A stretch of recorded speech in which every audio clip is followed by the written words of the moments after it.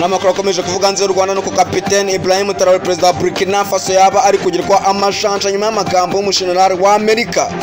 Kapiteni Ibrahim Traoré uyobora Burkina Faso kuva muri Nzeri mu 2022 ubwo yakuraga ku butegetsi Colonel Paul Henry Sandayago Damiba aherutse kwamagana ibihugu byo mu burengerazuba bw'isi bikomeje kwifanka mu buzima bwite bwa Afurika, asobanura ko icyo bishaka ari uko abanyafurika bakomeza kuba abacakara.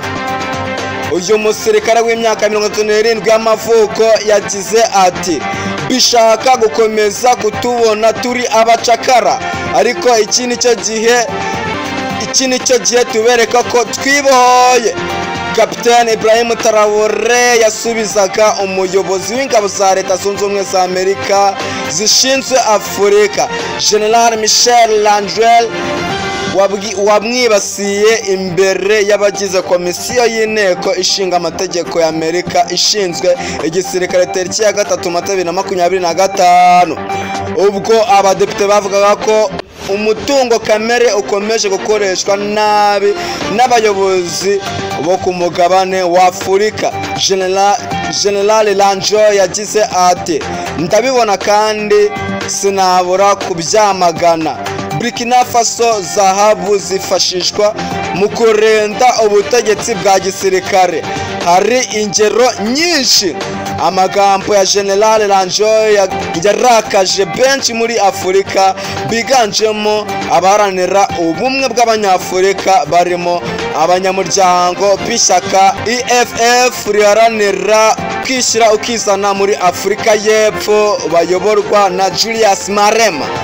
Namwe makuru akomeje kuvuga mu buryo bw'incamacano ku kinyamakuru cyacu cya Akadomo.com muramutse gishuye nuko urubanza rw'umunyamakuru Nsengimana na bagenzi be rwimuwe.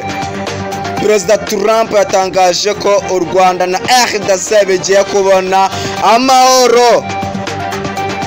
Polisi yasabye abakozi b'ibigo bicunga umutekano gushyira imbere indangagaciro.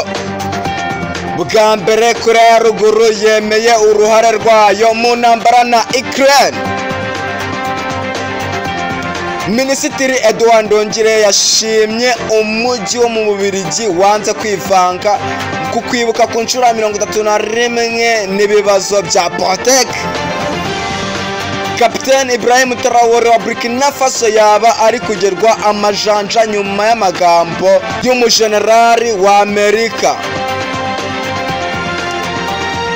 Ubwiza bwa Samsung Galaxy S25 Edge itegerejwe ku isoko.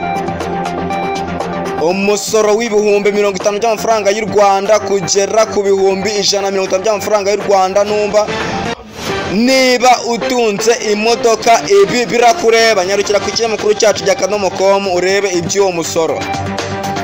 Bill Gates, Jeff Bezos na Bloomberg bari inyuma y'ikigo kigiye kwinjira mu bucukuzi bw'amabuye y'agaciro muri RDC.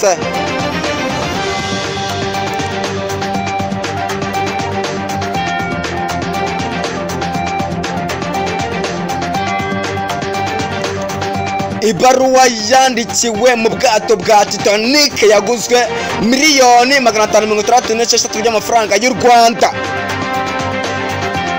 Ukraine yigambye kwica abasirikare ibihumbi 940 b'Uburusiya. Ibigega bya lisansi bigiye kongererwa ubushobozi bibike litiro miliyoni 334. Ibyo wamenya ku itegeko rishyiraho amahoro y'ibidukikije ku bicuruzwa bipfunyitse mu ducupa cyangwa mu duplastike. Uyobora ibiro bya Zelensky yasabye Uburusiya kwigira ku Rwanda na RDC. Manishimwe Samuel igihe Akadomo.com.